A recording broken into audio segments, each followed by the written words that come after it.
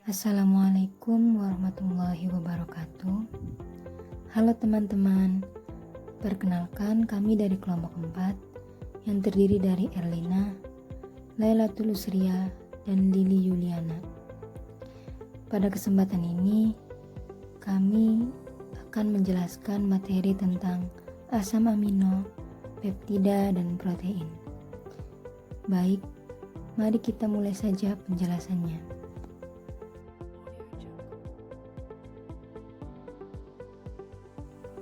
Yang pertama yaitu pengertian asam amino. Asam amino adalah senyawa organik penyusun protein yang memiliki gugus amino atau NH2, gugus asam karboksilat atau COOH, dan satu gugus lain. Rumus dasar asam amino adalah NH2CHRCOOH. Selanjutnya yaitu ada struktur asam amino. Bisa kita lihat gambar di samping kanan. Struktur asam amino secara umum yaitu satu atom C yang mengikat 4 gugus.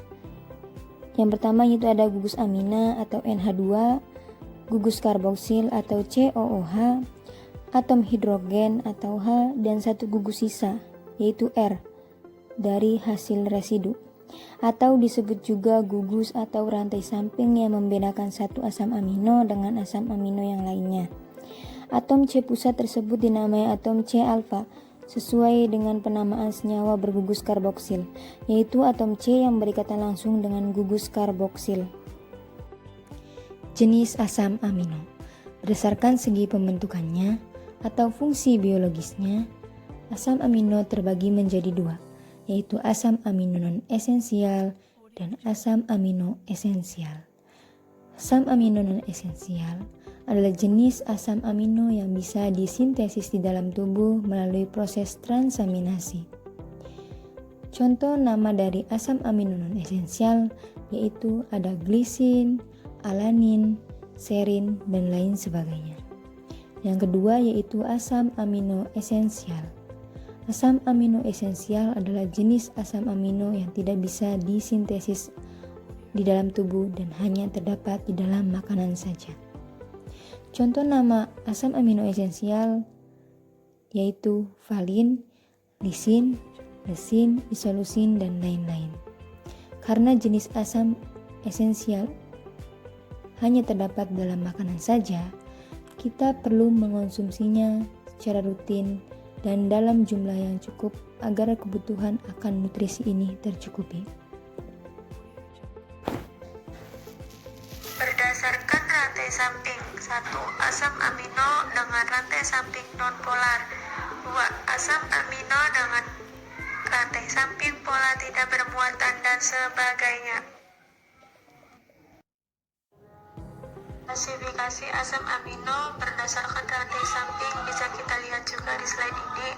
Ada asam amino netral yaitu polar, contohnya alanin, dan non-polar, contohnya glutamin. Asam amino asam, contohnya asam glutamat, dan asam amino basa, contohnya arginin. Fungsi asam amino adalah menyusun protein atau polipeptida di dalam tubuh, mendukung reaksi metabolisme sel-sel tubuh, membentuk dan meningkatkan massa otot, dan sebagainya. Sumber asam amino. Sumber hewani ada 5 yaitu daging-dagingan, telur, keju, hati ayam, dan susu hewani. Sumber nabati ada 4 yaitu buah, pisang, alpukat, kacang-kacangan, biji-bijian, dan selada. Dan selanjutnya ada pengertian peptida yaitu molekul yang terbentuk dari 2 atau lebih asam amino yang dihubungkan bersama oleh ikatan peptida. Struktur asam amino adalah RCH-NH2-COOH. Jika jumlah asam amino masih di bawah 50 molekul disebut peptida, tetapi jika lebih dari 50 molekul disebut dengan protein. Asam amino saling berikatan dengan ikatan peptida. Ikatan peptida terjadi jika atom nitrogen pada salah satu asam amino berikatan dengan gugus karboksil dari asam amino lain. Penamaan peptida. Peptida diberi nama sesuai dengan berapa banyak residu asam amino yang dikandungnya. Contohnya yaitu monopeptida, yaitu terdiri dari satu asam amino. Dipeptida terdiri dari dua asam amino. Tetrapeptida memiliki 4 asam amino dan lain sebagainya. Dan peptida diberi nama sesuai fungsinya, contohnya yaitu lipopeptida, yaitu terdiri dari peptida yang terikat pada lipid. Struktur peptida. Peptida terbentuk ketika gugus karboksil dari suatu asam amino bereaksi dengan gugus amin atau amin grup dari asam amino lain. Bisa kita lihat gambar di samping kanan. Reaksi ini menyebabkan pelepasan satu molekul air atau H2O tiap pembentukan satu ikatan peptida. Pengertian protein. Protein merupakan molekul yang sangat besar atau makrobiopolimer yang tersusun dari monomer yang disebut asam amino. Ada 20 asam amino standar yang masing-masing terdiri dari sebuah gugus karboksil, sebuah gugus amino, dan rantai samping disebut sebagai grup R. Klasifikasi protein.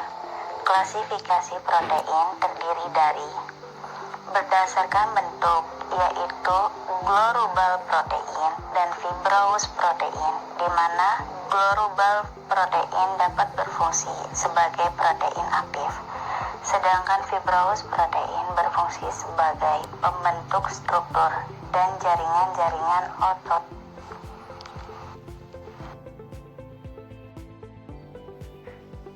Berdasarkan komposisi kimia, ada 2, protein simpel dan protein konjugasi. Sedangkan berdasarkan fungsinya dibagi menjadi 2, protein aktif dan protein pasif. Struktur protein. Struktur protein terdiri dari 4 macam, yaitu ada primer, sekunder, tersier, dan kuartener. Struktur primer merupakan ikatan-ikatan peptida dari asam amino pembentuk protein tersebut. Struktur sekunder terbentuk dari ikatan yang terjadi antara gugus-gugus amina dengan atom hidrogen pada rantai samping asam amino, sehingga membentuk lipatan-lipatan. Struktur tersier yaitu interaksi struktur sekunder yang satu dengan struktur sekunder yang lain melalui ikatan hidrogen, ikatan ion, atau ikatan sulfida. Yang keempat yaitu struktur kuartener, struktur yang melibatkan beberapa peptida sehingga membentuk suatu protein. Sifat-sifat protein. Yang pertama yaitu sukar larut dalam air karena ukurannya yang sangat besar. Yang kedua yaitu dapat mengalami koagulasi oleh pemanasan dan penambahan asam atau basa. Yang ketiga yaitu bersifat amfoter karena membentuk ion Zwitter. Pada titik isoelektriknya, protein mengalami koagulasi sehingga dapat dipisahkan dari pelarutnya. Yang keempat yaitu dapat mengalami kerusakan akibat pemanasan atau terdenaturasi. Pada denaturasi, protein mengalami kerusakan mulai dari struktur tersiernya hingga struktur primernya. Protein konjugasi. 1. Nukleoprotein merupakan protein yang terikat pada asam nukleat, terdapat pada inti sel dan kecambah biji-bijian. 2. Glikoprotein merupakan protein yang berikatan dengan karbohidrat, terdapat pada musim kelenjar ludah, hati, dan tendon. 3. Fosfoprotein merupakan protein yang berikatan dengan fosfat yang mengandung lecitin, terdapat pada susu atau kuning telur. 4. Lipoprotein merupakan protein yang terikat pada lemak, misalnya serum darah dan kuning telur. 5. Kromoprotein, metaloprotein merupakan protein yang mengikat pigmen, misalnya hemoglobin. Fungsi protein. 1. Sebagai enzim. Enzim merupakan biokatalis. Bagian utama molekul enzim yang disebut apoenzim merupakan molekul protein. 2.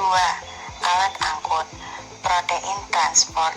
Hemoglobin merupakan protein yang berperan mengangkut oksigen dalam eritrosit, sedangkan mioglobin berperan dalam pengangkutan ion besi di dalam plasma darah yang selanjutnya dibawa ke dalam hati. 3. Pengatur gerakan. Protein kontraktil. Gerakan otot disebabkan oleh dua molekul protein yang saling bergesekan. 4. Penyusun jaringan. Protein struktural berfungsi sebagai pelindung jaringan di bawahnya. 5. Protein cadangan merupakan protein yang berfungsi sebagai cadangan makanan, misalnya kecambah. 6. Antibodi. Protein antibodi berperan dalam melindungi tubuh dari mikroorganisme patogen. 7. Pengatur reaksi berfungsi sebagai pengatur reaksi di dalam tubuh. Fungsi enzim. Enzim berperan biokatalisator, yaitu berfungsi mengkatalis proses-proses biokimia yang terjadi di dalam sel maupun di luar sel. Enzim dapat meningkatkan kecepatan reaksi kimia spesifik secara nyata.